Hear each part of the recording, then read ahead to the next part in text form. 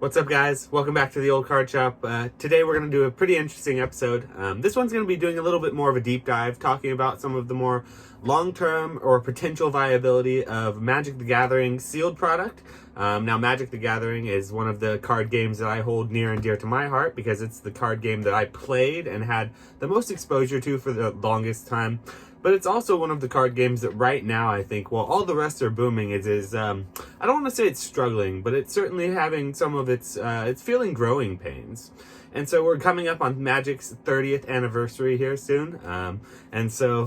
Coming into that, we're definitely going to see, I believe, a little push on Hasbro or Wizards of the Coast side to sort of help that market out a little bit. And if they'd like to really stabilize and really look at the long-term viability and help their product, I think it would be best for them to look at how these market trends are working and look more than just at what's selling in massive amounts and what the dollar bills are adding up to, and sort of look at some of the reasonings behind what they're doing and look at what they're doing. So first of all, I do want to say, if you're new to all this, thank you for coming by to the channel. Please like and subscribe. And if you are new to the Magic the Gathering scene, or if it's just something that you are just diving back into, right now, Magic is going through what I would say is a little bit of a growing pain.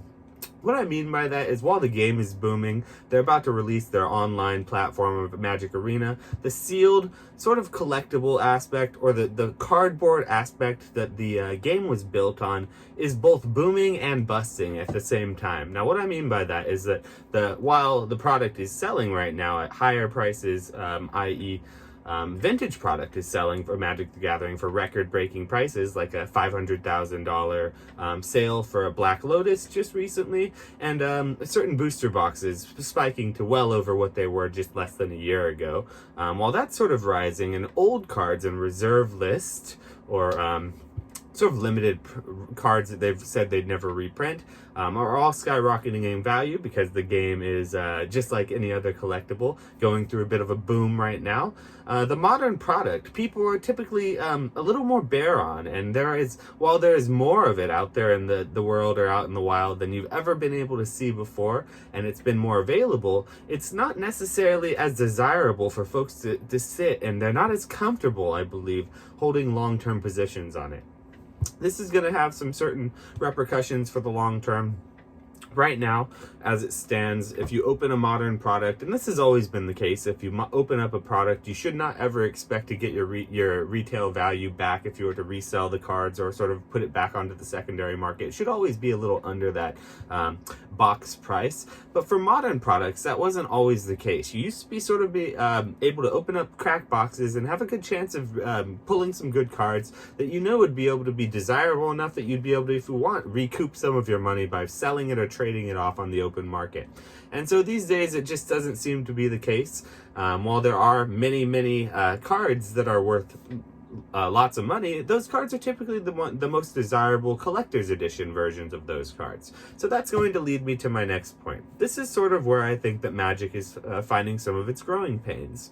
It used to be that you could buy one single product upon release. If a new set came out, you could go down to your LGS or even look at your online retailers, and you could purchase or pre-purchase a booster box, which is 36 booster packs. As an example, this is a traditional draft booster. They call it a draft booster box, but this was the only booster box that was available for many years of Magic's history. And so you used to be able to purchase one of those and to do whatever you like with it. Some people would crack those packs and just open them individually. Some people would use those packs for what I believe is the best use of those cards, which would be to draft or actually play with those cards in a limited format. Or you could just kind of keep that box and throw it on a shelf and have it as display, because I think they look really great in display. I mean, once again, this is a beautiful, nice sealed Wizards of the Coast logo, great mint condition looking box. This is the newest set, called that just was released. Really good looking pieces just to have for collectors as well, and you saw a lot of that happening.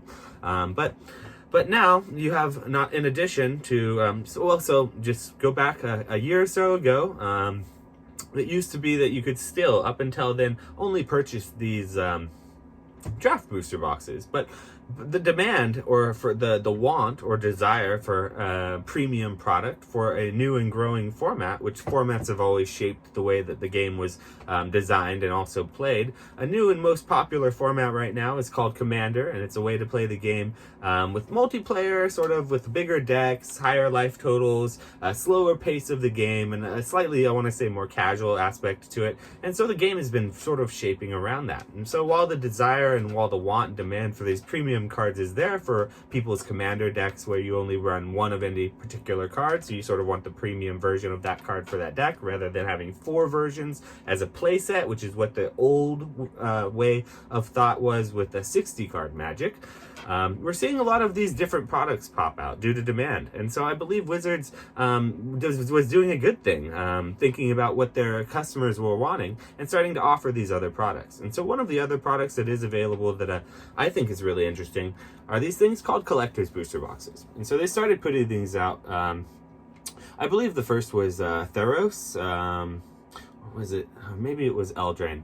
But they started putting these out a while ago to sort of diversify a little from just the standard size booster boxes. Now, the collector's booster packs only have 12 boosters in that single box, and they have a larger, I believe it was 20 cards in those booster packs, with sort of more premium alternate art style foil versions and typically full art lands or something special about them in those collector's booster boxes. And they started doing that sort of for people who weren't looking to play with the cards because they're not really draftable right out of the booster pack, but for more people who are just looking to crack those cards and sort of search through the packs and look for some fun premium style cards for their decks. And it sort of, I think, was in hopes to encourage people to be more collectors. And so I do think that by doing that, it was a good thing. They created an alternate product that was specialized for collectors. So flash forward to today. Now with Kaldheim, the newest set's release, we have, in addition to the draft boosters, the one that you saw on camera here, in addition to the collector's version of those same boosters, which was also released for Kaldheim, they also now doing a third product line, which is something that is called a set booster box. And so the set boosters are actually a little bit different. They're sort of a mashup between all of the products that they have.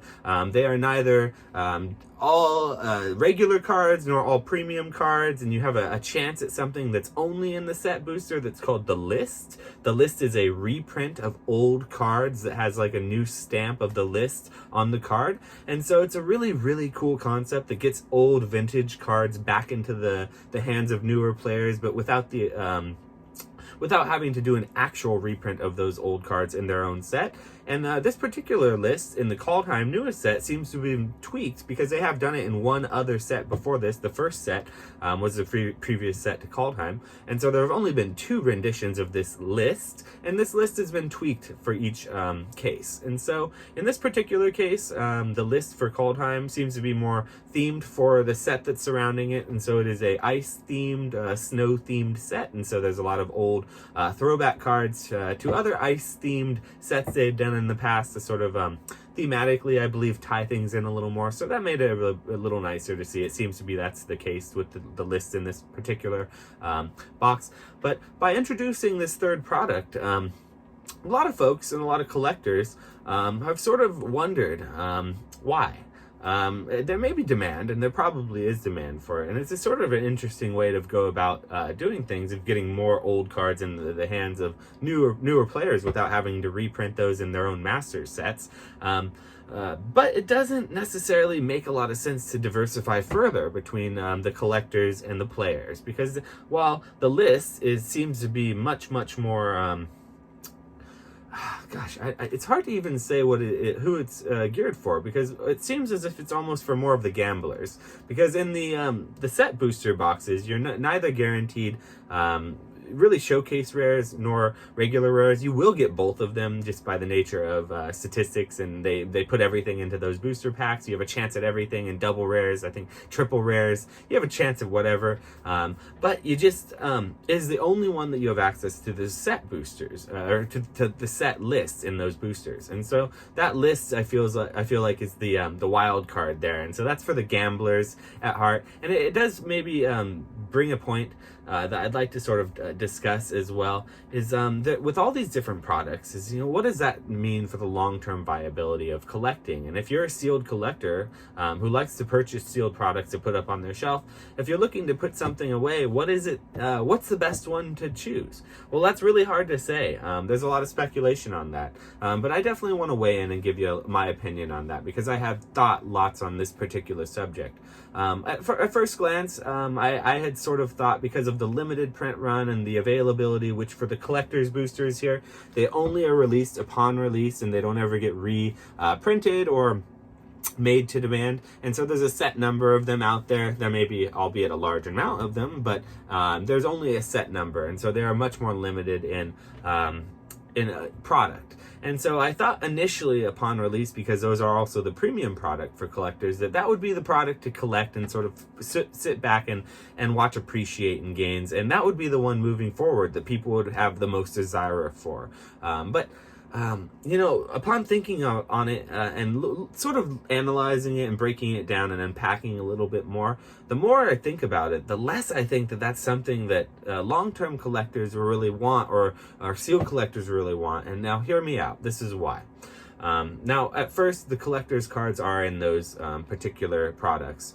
But for Magic the Gathering, as a card game, its strength has been in its ability to be a game first, and collectors sort of came second.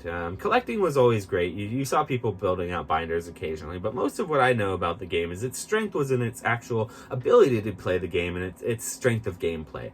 And so the strict ability to actually get utility, even if you're never going to open those boxes up and use them for said drafting, the ability to open up a box of boosters and actually sit down with some of your friends in the future, of course, when you're allowed to sit down with friends and groups of people again, you should be able to allegedly play that game again and set up a draft and actually enjoy the set as it was intended to be made, in a setting with your friends, sort of sitting down and playing it all together.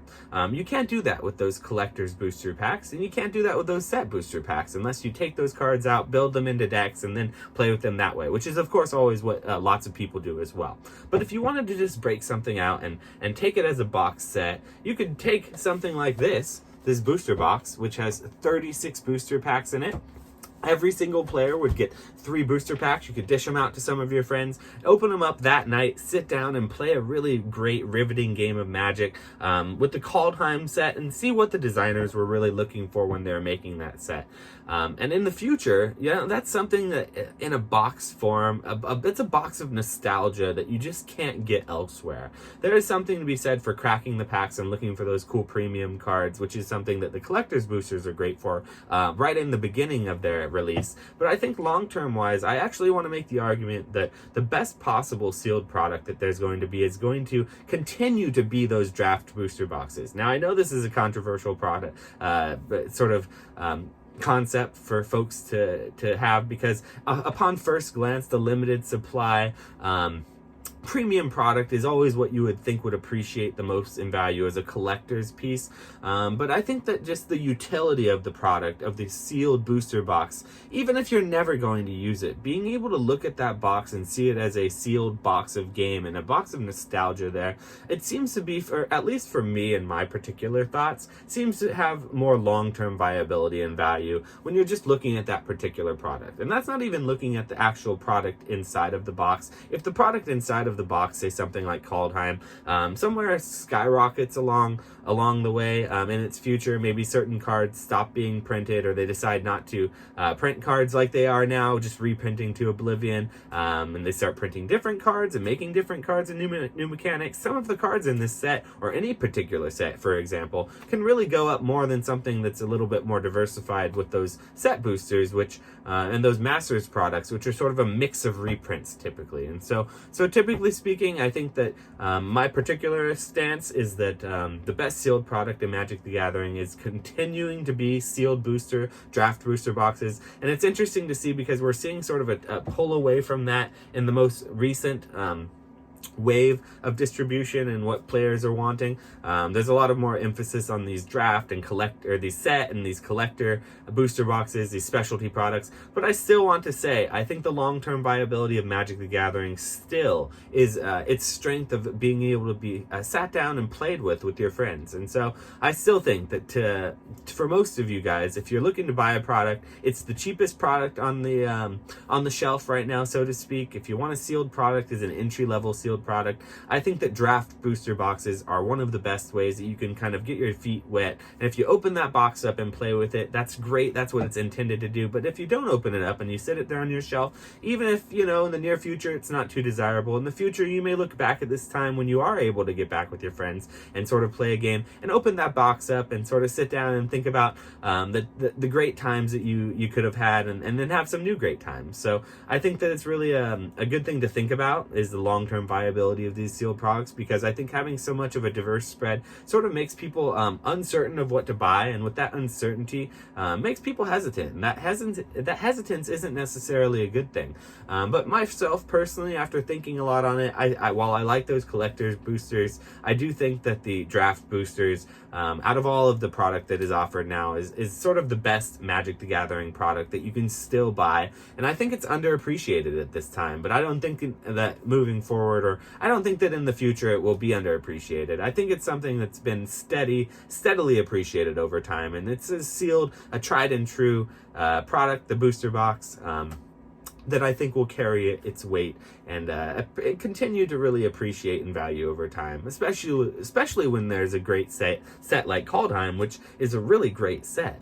I think that over time people will love to come back to this and sort of open up a box and relive their nostalgia. And having 36 booster packs rather than 12 booster packs is a really big bonus as well, for about half the price. So a sealed booster box goes for about $90 to $100 retail if you can get it for a good deal before any markups.